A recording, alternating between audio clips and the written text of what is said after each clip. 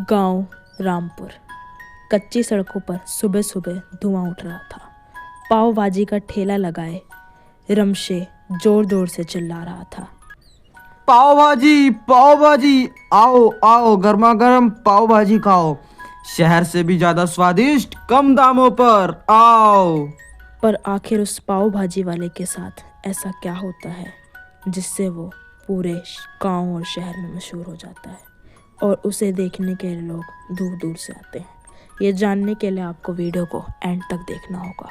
Do like, share and subscribe this channel. एक किसान उससे बोल पड़ता है, अरे भाई रमशे, जरा दाम तो कम रखा कर, हम तो रोज के खाने वाले हैं, ग्यार थोड़ी हैं तेरे, काम कर दे थोड़ा दाम। रमशे मन ही मन सोचने लगा, दाम कम करूं इनके लिए, गांव वाले सीधे हैं कोई, इन्हें लूटना ही ठीक है। इनके लिए अगर दाम कम किया, ये मेरे सर पर आकर नाचने लग जाएंगे और पाव भाजी तो छोड़ो, पाव भाजी देखना भी पसंद नहीं करेंगे। वो नियत का बहुत ज़्यादा बेईमान था। वो किसी के लिए भी 1 रुपए का फ़ायदा कभी नहीं सोचता था। रमशे भाजी में पानी मिलाया करता और बाजार से सबसे सस्ती सब्जियां खरीद कर लाया करता था। उसकी पत्नी एक दिन उससे बोल पड़ी, इतनी मिलावट ठीक नहीं है, आपको पाप लगेगा। आपकी इस मिलावट की वजह से लोगों की सेहत पर क्या असर पड़ेगा, और वो लोगों को तो पता भी नहीं कि वो लोग कम दाम के चक्कर में जो पाव भाजी खा रहे हैं वो उनकी ज़िंदगी के साथ कितना बड़ा खिलवाड़ कर रही है। रमशे हंसते हुए बोल पड़ा, अरे वे पाप कुछ नहीं होता भगवान, इतना नहीं सोचा करते। पैसे आ रहे हैं ना, बस, कोई दिक्कत नहीं है। अगर पैसा है तो सब कुछ है, पैसा है तो कुछ नहीं, किसी की बदुआ लगे मुझे फर्क नहीं पड़ता। स्कूल से लौटते हुए बच्चे उसके ठेले पर अक्सर रुका करते थे और उसकी दुकान से पाव भाजी लिया करते थे। रमशे जानते हुए ये बहुत बड़ा पाप कर रहा था और उसे इस चीज़ का बिल्कुल आभास नहीं था कि आगे चलकर उसके साथ क्या होने वाला है। एक बच्चा उसकी दुकान पर आता है और बोलता है, भैया आज आप कैसे हो, आपका दिन कैसा गया? और भैया आज भाजी थोड़ी फीकी लग रही है, ऐसा क्यों? हर रोज़ तो बहुत अच्छी लगती है आपकी भाजी, आज थोड़ा सा अलग टेस्ट आ रहा है, इसमें कुछ मिलाया है क्या? तभी रमशे उसे डांटते हुए बोलता है, चुपचाप खाओ, इतना सस्ता मिल रहा है, ऊपर से सवाल जवाब कर रहा है। इतना सस्ता कोई देगा तुझे इसमें? इसको ज़्यादा से ज़्यादा तू खा और जल्दी जा, और मुझे दिमाग मत खराब कर और इतना सवाल जवाब मत किया कर मुझसे। बच्चा डर कर चुप हो जाता है। रमशे उससे बहुत बुरी तरह डांटता है क्योंकि अब उसके अंदर लालच सर कर चुकी थी। एक बूढ़ा बाबा उसके ठेले के पास आकर रुका और बोला, बेटा, लालच इंसान को अंदर से खोखला कर देती है और लालच करना बहुत बुरी बला है। लालच में इंसान इतना गिर जाता है कि कोई सोच भी नहीं सकता, मैं तुझे पहले ही बता रहा हूँ। तभी रमशे थोड़ी गंभीर और क्रूर आवाज में उनसे बोलता है, बाबा, आप ज्ञान मत दीजिए, भाजी खानी है तो खाइए, वरना यहाँ से जाइए। मेरा दिन वाकई में आज बहुत गलत जा रहा है, कृपया करके आप मेरा और ख़राब मत कीजिए। तभी बाबा धीरे से उससे बोला, बेटा, वो तो समय सब सिखा देता है कि किसका दिन कैसा जा रहा है और कैसा नहीं, और कितनी लालच करना कितना बुरा है, ये तो उसको वक्त आने पर ही पता चलता है। इतना बोलकर वो बूढ़ा बाबा वहाँ से निकल जाता है। ना जाने ऐसा लग रहा था कि उसे रमशे के बारे में सब कुछ पता था। कुछ दिनों बाद अब गांव में लोग बुरी तरह बीमार पड़ने लगे और लोगों की हालत इतनी गंभीर हो गई कि उन्हें बहुत दिनों के लिए अस्पतालों में भर्ती रहना पड़ने लगा। गांव की औरतें आपस में बातें करने लगी, लगता है रमशे की भाजी से ही सब बीमार हो रहे हैं। सुनने में आया है कि अब उसकी भाजी में से अजीब सी बदबू भी आती है और गांव के लोग जो उसकी भाजी रोज खाते थे अब बंद करना होगा। वो लोग सरपंच जी के पास जाते हैं और बोलते हैं, सरपंच जी, हमें लगता है कि रमशे की पाव भाजी की जांच होनी चाहिए और पता करना चाहिए कि आखिर क्या है जिसकी वजह से उसकी भाजी में से इतनी ज़्यादा बदबू आती है। सरपंच जी उसकी भाजी की जांच के लिए उसकी दुकान पर पहुंच पड़ते हैं और वो देखते हैं ये तो मिलावट है। गांव वालों की सेहत से तू खिलवाड़ कर रहा है। क्या कर रहा है ये रमशे? पैसे की लालच में इतना डूब गया कि गांव वालों की सेहत का ख्याल नहीं रख रहा। इतना गिरा हुआ इंसान कैसे बन सकता है तू? रमशे कांपते हुए बोल पड़ता है, मुझसे गलती हो गई सरपंच जी, मुझे माफ़ कर दीजिए। गांव वालों की मदद से ही मैं यहाँ तक पहुँचा और मैंने अपने ही गांव वालों की सेहत से खिलवाड़ किया। मुझे माफ़ कर दीजिए, मैं लालच में आ गया था जिससे मुझसे इतनी बड़ी गलती हो गई। मुझे माफ़ कर दीजिए। अब रमशे का ठेला बंद हो गया। हर घर में से लोग उसकी दुकान पर जाने बंद कर दिए। घर में खाने को भी अब कुछ नहीं था। रमशे की बीवी की आंखों में आंसू थे। वो उससे बोल पड़ी, मैंने तो पहले ही कहा था मगर आपने मेरी एक नहीं सुनी। मैंने आपको कहा था कि गांव वालों की सेहत से खिलवाड़ मत कीजिए।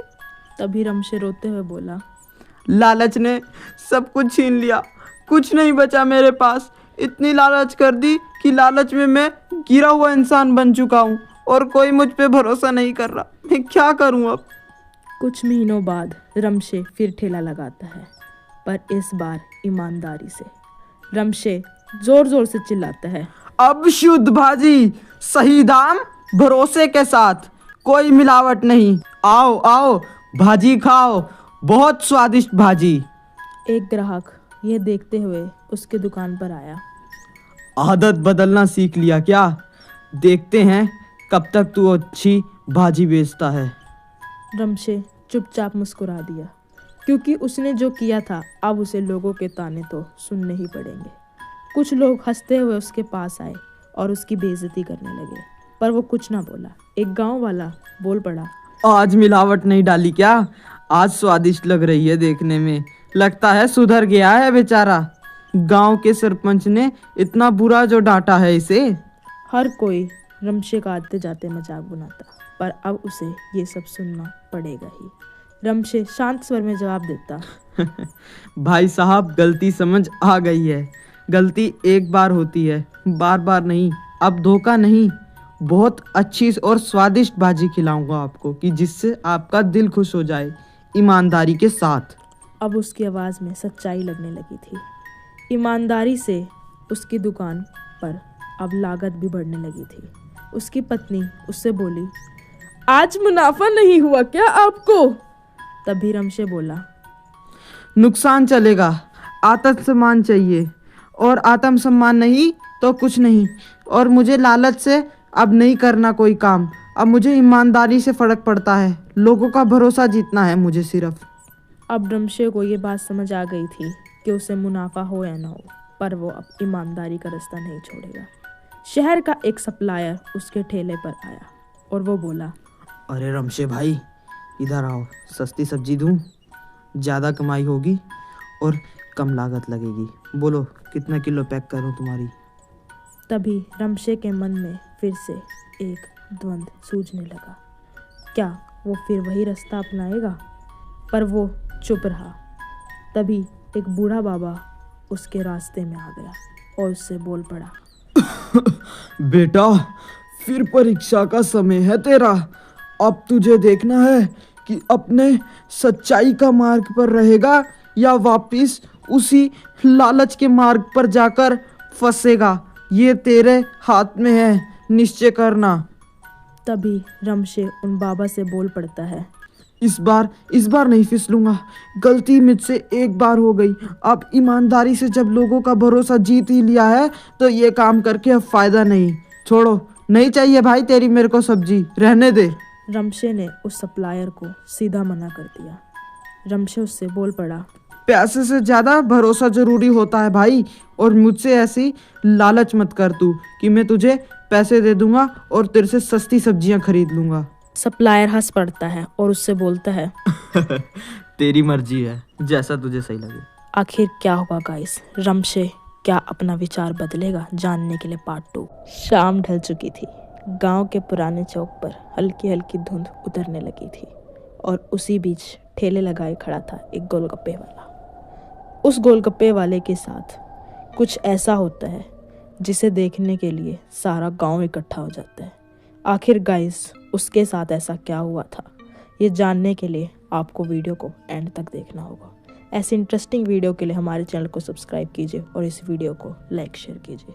गोलगप्पे वाला हंसते हुए बोलता है, आओ आओ, 5 नहीं 10 खाओगे, पेट नहीं आत्मा भर जाएगी। उस ठेले के पास से तभी एक औरत गुजरती है और वहीं रुककर बोलती है, अरे भैया थोड़ा पानी कम मसालेदार वाला गोलगप्पा देना, ज़्यादा अधिक मसाला मत डालना उसमें। तभी गोलगप्पे वाला आंखें सिकोड़कर उससे बोल पड़ता है, दीदी तुम पैसे दो, सिर्फ स्वाद मैं तय करूँगा और स्वाद बहुत बढ़िया बनाया है, आप फिक्र मत कीजिए। आप सिर्फ खाइए, 5 नहीं 10 खाइए, लेकिन दिल खुश करके खाइए और पैसे की चिंता मत कीजिए, जैसा पैसा वैसा स्वाद। लोगों को अजीब लगता था उसकी दुकान पर गोलगप्पे खाना और उसकी बातें, लेकिन वाकई उसके गोलगप्पे बहुत ज़्यादा स्वादिष्ट होते थे। रात होते होते वो गिनती करने लग जाता था कि आज उसने किसी को उधार तो नहीं दिया या आज उसने किसी से पैसा तो नहीं लिया। तभी वो खुद से बोलता है, यार ये आज फिर से उधार नहीं, चाहे बच्चा रोए या बूढ़ा गिड़गिड़ाए, लेकिन मुझे उधार नहीं देना, क्योंकि उधार से मेरी दुकान नहीं चलती और कोई भी मेरे सामने हाथ फैलाएगा तो मैं उसे गोलगप्पे उधार में नहीं दूंगा। तभी एक बहुत गरीब लड़का उसकी दुकान पर आता है। उसकी हालत दयनीय होती है। वो उससे कहराते हुए बोलता है, काका काका काका बस एक गोलगप्पा दे दो, आज सुबह से कुछ नहीं खाया काका, बहुत भूख लगी है, एक आध गोलगप्पा मिल जाता तो अच्छा रहता। गोलगप्पे वाला बहुत बुरी तरह से उसके ऊपर चिल्लाता है। भले उस गोलगप्पे वाले के गोलगप्पे बहुत मशहूर थे, पर उसकी नीयत बिल्कुल सही नहीं थी। वो किसी का 1 रुपए का भला नहीं करता था। वो उस बच्चे पर जोर से चिल्लाता है, जा बेटा कहीं और जा, भूख से मेरी दुकान नहीं चलती और तुम जैसे को अगर मैं उधार देने लग गया तो कमाऊंगा कैसे? तुमको मैं उधार नहीं दे सकता बेटा, कहीं और जाके खाओ और यहाँ पर ज़्यादा देर तक खड़े मत रहो, ग्राहक देखते हैं तो अच्छा नहीं लगता, जाओ। जैसे ही लड़का रोते हुए उसकी दुकान से गया, ठेले के पीछे से छप छप की आवाज आई, जैसे कुछ अपने आप हिल रहा हो। आधी रात, बाजार बंद थी। अचानक छन छन की आवाजें आने लगी। एक औरत सफेद साड़ी में उसके ठेले के पास खड़ी थी। वो औरत बहुत ही ज्यादा डरावनी लग रही थी और वो उस गोलगप्पे वाले से धीमी आवाज में बोली, मुझे गोलगप्पे चाहिए, मुझे गोलगप्पे चाहिए, तुम बना रहे हो या नहीं, मुझे गोलगप्पे खाने हैं। तभी वो गोलगप्पे वाला डरते हुए बोला, अभी दुकान बंद है, आप कृपया करके सुबह आना, अभी गोलगप्पे खत्म हो चुके हैं, नहीं दे पाऊंगा मैं, आप सुबह आना, आपको सुबह गोलगप्पे में दूंगा। उस औरत ने उसे कुछ सिक्के दिए, पुराने, जैसे बहुत प्राचीन से हों, एकदम काले और सिक्के बर्फ जैसे ठंडे। वो औरत उससे बोल पड़ी, लालच मत करना वरना स्वाद बदल जाएगा, लालच बुरी बला है और तुम उसका अंजाम नहीं जानते। गोलगप्पे वाला हंस पड़ता है, अरे नहीं, ग्राहक तो भगवान होते हैं, उनको खुश करना मेरी जिम्मेदारी है, मेरे गोलगप्पे बहुत स्वादिष्ट है, आप खाइए। जैसे उसने उस औरत को गोलगप्पा दिया, पानी का रंग हल्का लाल हो गया। गोलगप्पा जैसे खून सा लग रहा था। वो गोलगप्पे वाला बोला, अरे ये पानी लाल क्यों हो गया? औरत ने मुंह खोला, उसके दांत नहीं थे, नुकीली सुइयां उसके दांतों जैसी दिख रही थी। वो औरत हंसते हुए बोली, अब मेरी बारी है तेरी दुकान पर गोलगप्पे खाने की, सुना है बहुत मशहूर है तेरे गोलगप्पे। अचानक वो जमीन हिलने लगी, ठेला जोरों से हिलने लगा, गोलगप्पे अपने आप फूटने लगे और औरत की आवाज बदल गई, मैं वही हूँ जिनसे तूने पैसे के लिए पानी छीना और भूख के लिए उसे ठुकरा दिया और उसका उधार नहीं चुकाया, और आज तू किसी की मदद करने में भी कतराता है। तेरे उस बेईमानी की वजह से मुझे और मेरे परिवार को कितना ज्यादा शर्मिंदा होना पड़ा सबसे। मैं तो अपना बस काम करता था। मैं आपसे उधार इसलिए लिया था क्योंकि मैं उस टाइम पे गरीब था और अब मैं तुम्हारा उधार नहीं चुका पाया तो मुझे नहीं पता था कि तुम्हारे साथ इतना बुरा हो जाएगा। वो औरत चिल्लाई, तू बहुत बड़ा बेईमान है। पानी की बाल्टी में अचानक अजीबोगरीब चेहरे दिखने लगे, रोते बच्चे और भूखे बूढ़े। शायद वो उस औरत के ही परिवार वाले थे। ठेला अपने आप चलने लगा। गोलगप्पा वाला बहुत जोर से चिल्लाया, बचाओ बचाओ, कोई है, कोई मेरी मदद करो, ये आज मुझे मार डालेगी, कोई तो आओ, कोई तो बचाओ मुझे। पर आवाज सिर्फ उस तक ही गूंज कर रह जाती। वो औरत चिल्ला पड़ती है, अब तू मरेगा, तू भी उस दुख को तड़पेगा जिसकी वजह से मेरी मौत हुई थी। बेईमानी का फल तुझे भोगना होगा। गोलगप्पे वाला बोल पड़ता है, नहीं, मेरे पास मेरा पैसा, मेरी लालच कुछ नहीं है। कृपया मुझे छोड़ दो, मैं तुम्हारा उधार वापसी कर दूंगा। कृपया करके प्लीज मुझे छोड़ दो। औरत ने ठेले पर हाथ रखा। ठेला जलने लगा। उस ठंड में वो ठेला भभक कर जल रहा था और वो औरत अपने आप बहुत विशाल में बदल गई। सुबह लोग बाजार पहुंचे। एक आदमी बोल पड़ा, अरे ये तो नया गोलगप्पे वाला लग रहा है, चलो इसके गोलगप्पे चख के देखते हैं, क्या पता पुराने वाले से स्वादिष्ट हो, और अगर स्वादिष्ट होए तो मजा आ जाएगा, उस पुराने गोलगप्पे वाले के पास दोबारा नहीं जाना पड़ेगा।